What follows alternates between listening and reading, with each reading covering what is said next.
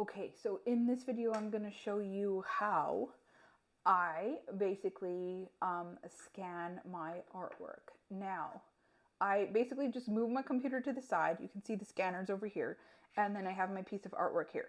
So the very first thing that I do is I'm going to make sure that there are no dust bunnies on my work. So you can see right there, that there is some probably fur or fuzz from my dog. So the first thing I'm going to do is I'm going to make sure that this is clean and there's no dust on it, okay? Then I'm going to go ahead and bring my scanner to the area where I'm scanning. I'm going to make sure that she's plugged in. So we're going to do that. So she is plugged in, okay? And then the next thing I do is I make sure that my, I'm actually going to move it this way so you can see it a bit better. I make sure that my scanner bed is clean. So that is the most important thing, is to make sure there's no dust, no nothing on it, okay? Then what you're going to do is you're going to take your artwork and you're going to place it face down. What you're going to want to watch out for is the corners, because we want to make sure that if we have a larger piece of artwork, we're going to be able to stitch this together really easy, right?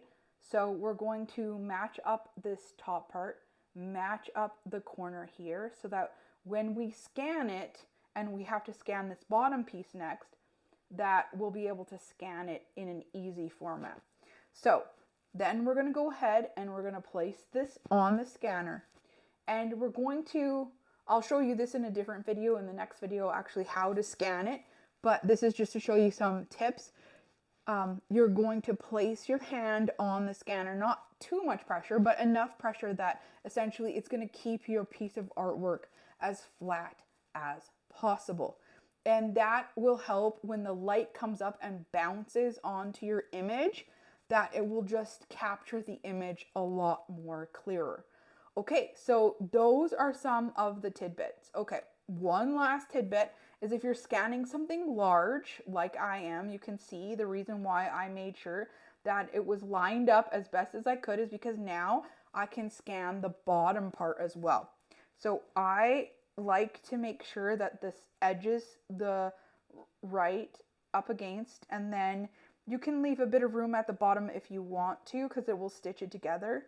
So you're going to make sure that that's as level to each side essentially as it can be. Now, if you have a way more gianter piece than this, you may have to scan it in 4 or 6 or 8 or even more pieces. But I'll show you in another video how we can go ahead and quickly and easily stitch that together and then make some changes to it so that it looks seamless. So let's head into the next video where I'm going to show you how to actually scan.